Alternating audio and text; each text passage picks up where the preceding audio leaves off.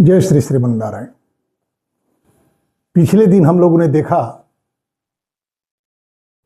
कि जब भरत जी अपनी माता की भर्त्सना कर रहे थे, उनकी आवाज देवी कौशल्या तक पहुंची, या यूं कहें कि भरत के आने का संदेश देवी कौशल्या तक पहुंची कि जब भर्त्सना कर रहे थे तब तक अमात्य वर्ग से जुड़े हुए लोग कैकेयी के भवन में एकत्र हो चुके थे। जैसे ही मां कौशल्या को यह बात ज्ञात हुई कि भरत अपने ननिहाल से आ चुके हैं, सुमित्रा जी से देवी कौशल्या ने कहा कि भरत को देखने की मेरी अप्रबल इच्छा है। यह कहकर देवी सुमित्रा के साथ भरत से मिलने के लिए देवी कौशल्या चल पड़ी।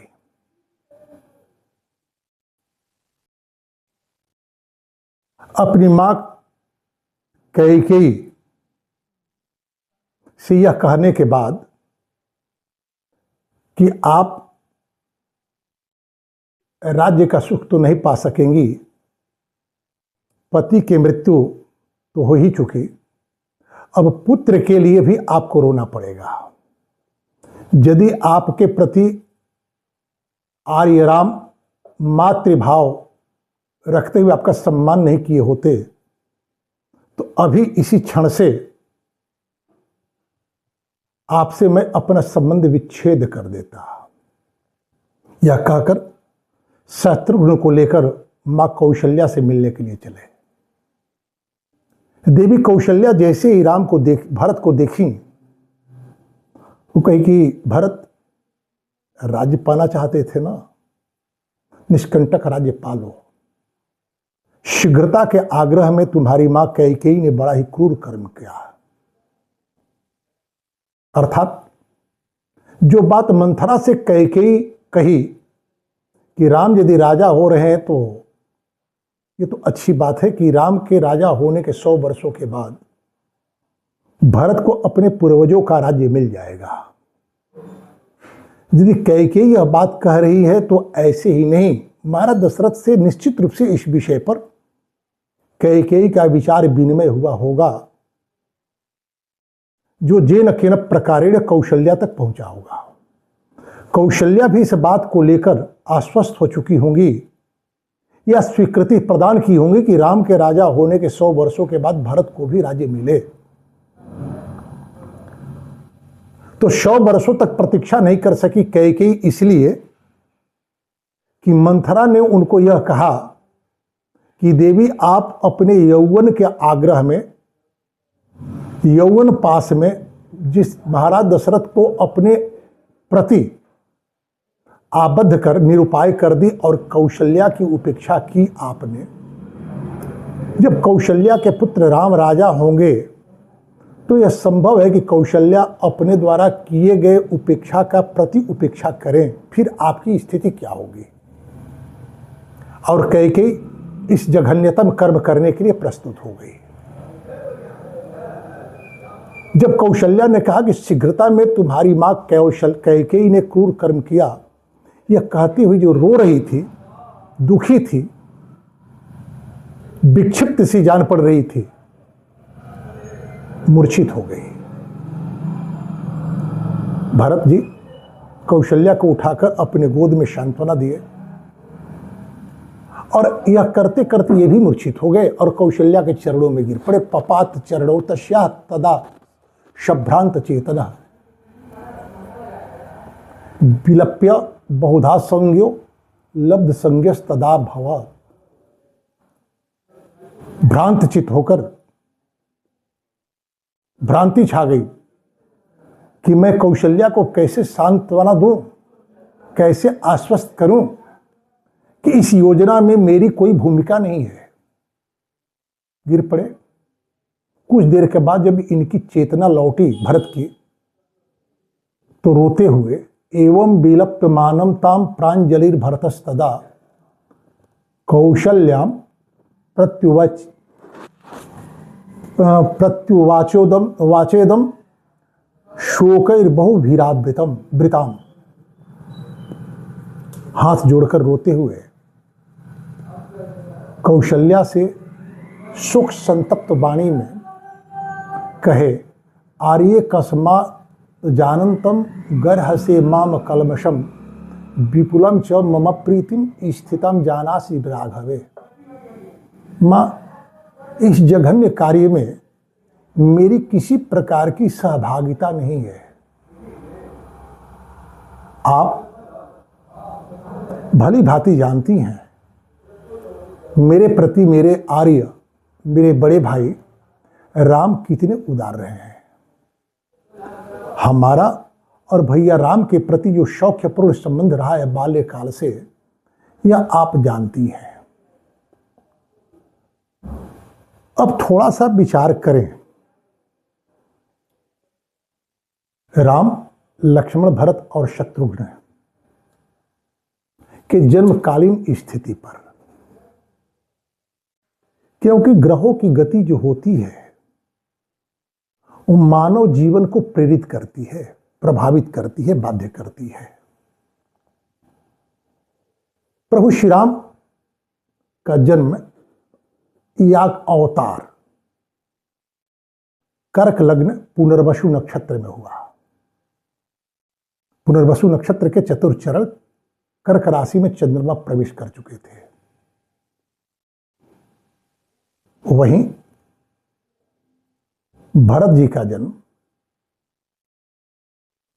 राम के बाद मीन लग्न में पुष्य नक्षत्र में हुआ। लक्ष्मण और शत्रुघ्न का जन्म दूसरे दिन कर्क लग्न में अश्लेषा नक्षत्र में हुआ। हम सभी जानते हैं कि जब भगवान राम का अवतार हुआ उस समय 5 ग्रह सूर्य, मंगल, गुरु, शुक्र और शनि ये उच्च के थे। बुध अपने अधिमित्र के घर में, चंद्रमा स्वगृही, राहु भी उच्च में ही थे। सूर्य, मंगल, बुध, गुरु, शुक्र ये 5 ग्रह तो उच्च के थे ही, राहु भी उच्च के थे, केतु भी उच्च के थे। तो चूंकि ज्योतिष शास्त्र में सप्ता नाम अष्टा नाम वा कहा गया है, राहु को किसी ने स्वीकार भी किया है, किसी ने स्वीकार नहीं किया है, परंतु राहु स्वीकार है। चंद्रमा और बुध को छोड़कर सारे ग्रह उच्चगृही हैं। यही स्थिति भरत जी के जन्म के समय भी है, बस लग्न बदला है और नक्षत्र बदला है। भरत जी जो कह रहे हैं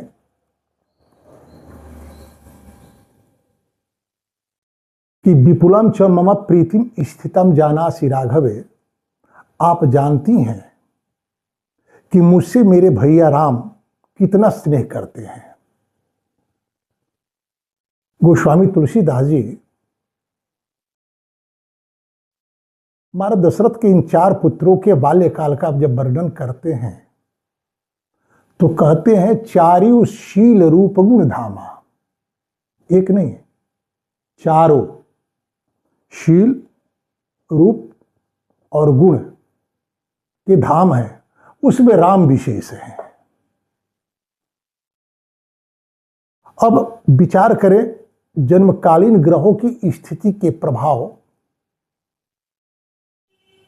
भाई और भाई के बीच के संबंध पर क्या पड़ता है। जो भरत जी कह रहे हैं उसका कितना पोषण संपोषण होता है ज्योतिषीय सिद्धांत से।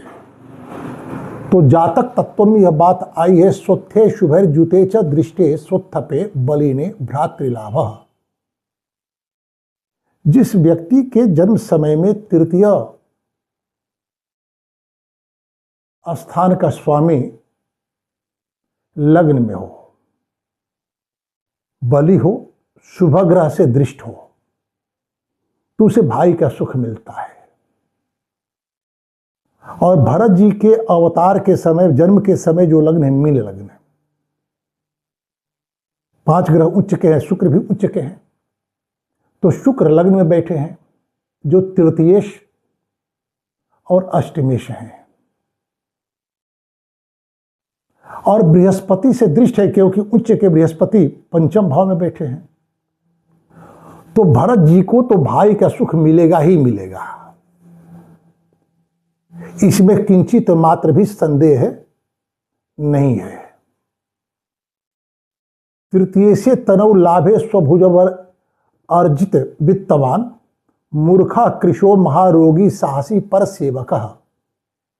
वहीं महर्षि पराशर बृहत पराशर हुआ शास्त्र में कहते हैं कि जिसके तृतीय स्थान का स्वामी लग्न में हो या एकादश भाव में हो,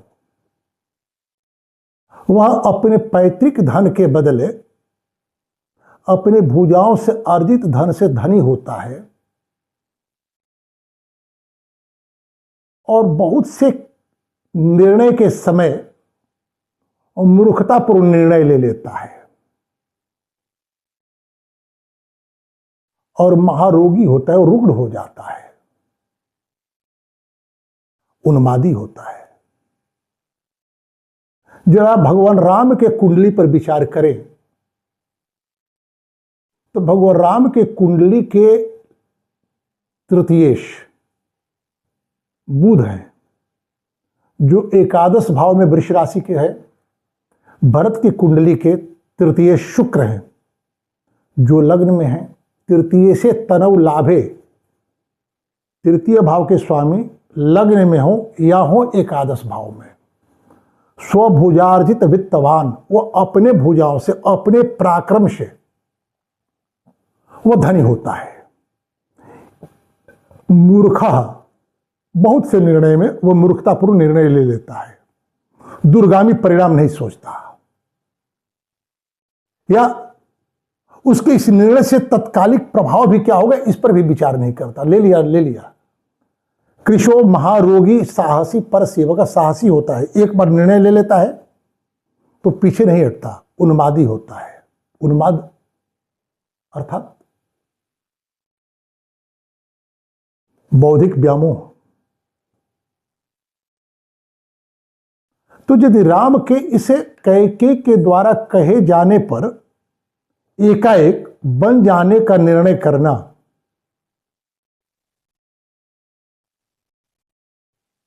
एक बात पूर्व में हम लोगों ने जाना कि उत्पात की स्थिति बन रही है जिसमें राष्ट्र पर संकट और राजा के मृत्यु की संभावना व्यक्त की जाती है, जैसा कि महाराज दशरथ ने कहा। भरत ने भी स्वप्न देखा जिसके फल का अनुमान वे करते हैं कि चारों भाई या महाराज किसी एक की मृत्यु हो सकती है। लोगों के दृष्टि में महाराज श्री राम राजा मान्य हैं।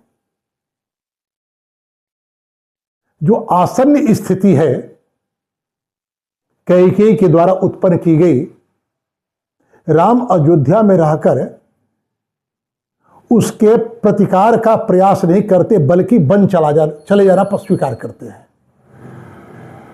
वन चले गए, परिणाम क्या हुआ? राम के आने तक अयोध्या के लोगों ने किसी प्रकार का मंगल आयोजन नहीं किया। यज्ञादि कार्य ठहर गए, मंदिरों में पूजा बंद हो गए। जिस राज्य के लोग, नागरिक 14 वर्षों तक किसी प्रकार के उत्सव से स्वयं को दूर कर लें, उस राज्य के नागरिकों के मन पर क्या प्रभाव पड़ेगा? व्यक्ति को अपने चित्त को, अपने मन को, अपने मस्तिष्क को स्वस्थ रखने के लिए, सकारात्मक बनाए रखने के लिए निरंतर क्रियाशील रहना चाहिए, उत्सव धर्मी होना चाहिए।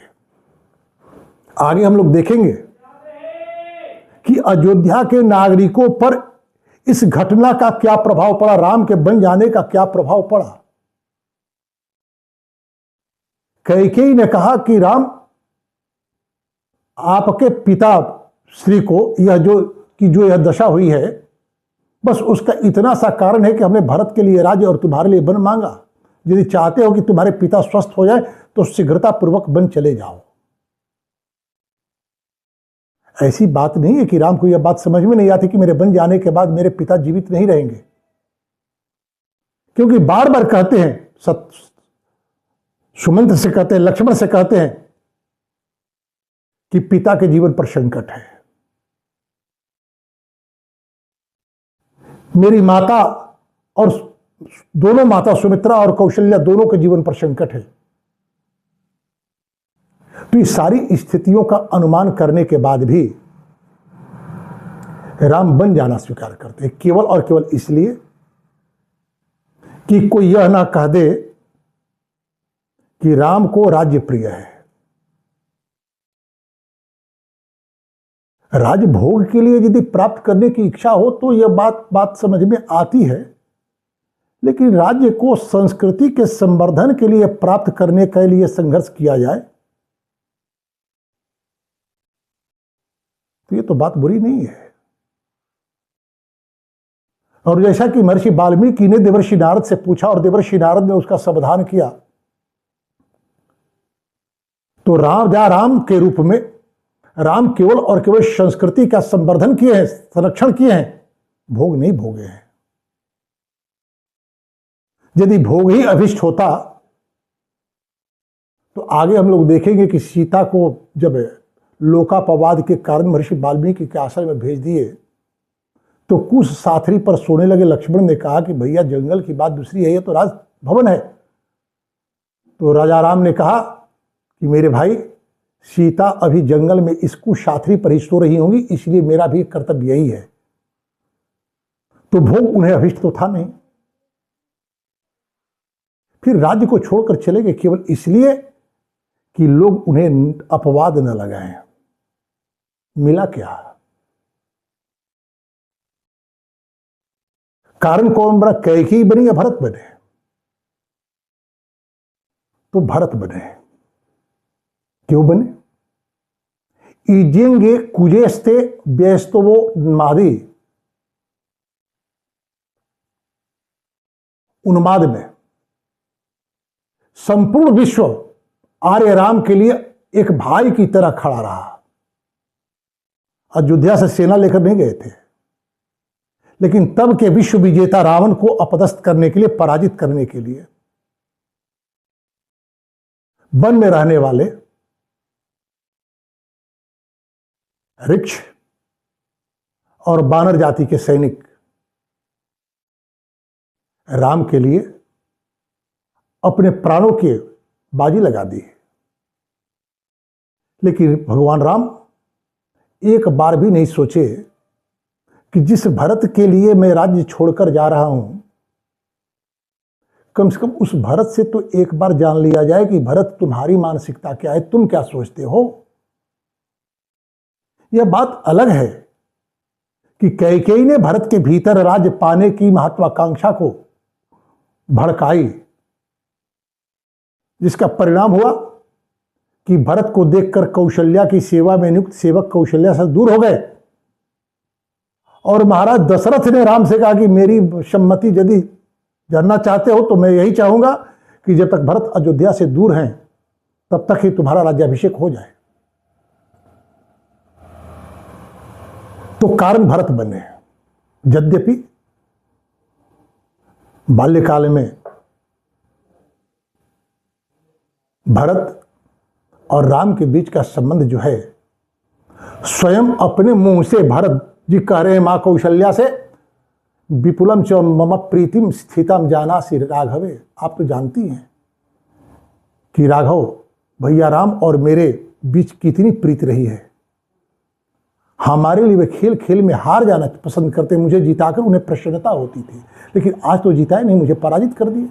आज तो अयोध्या की प्रजा, अयोध्या के लोग मुझे राज्य की महत्वाकांक्षा के कारण अपने भाई का ही शत्रु सिद्ध करने का प्रयत्न कर रहे। इस अपकृत्य के साथ मैं कैसे जीवन जी सकता हूं मां? कहते कि मां, कृतशास्त्रानुगा बुद्धिर माँ भूत तस्य कदाचन सत्यसंध शताम श्रेष्ठो जश्यार्योनु मते गतः। यदि आर्य राम के वनगमन में कैकेयी की योजना में मेरी भी कोई सम्मति हो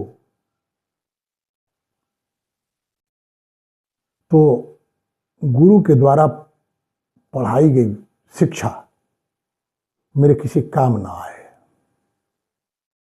आगे कहते हैं प्रेष्यम पापी यशाम जातु सूरजम च प्रतिनिहतो हंतुम पादेन गासुप्ता जश्यार्योनु मते गतः।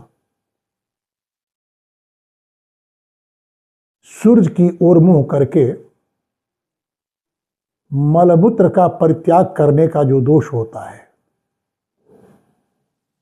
सोई हुई गाय को पैर से मारने का जो दोष होता है, वही दोष मुझे भी लगेगा। इतना ही नहीं, और सारे बहुत सारे दोषों का वर्णन करते हुए कहते हैं, जिसकी चर्चा हम लोग कल करेंगे। आज इसी के साथ वाणी को विराम। जय श्री श्रीमन्नारायण।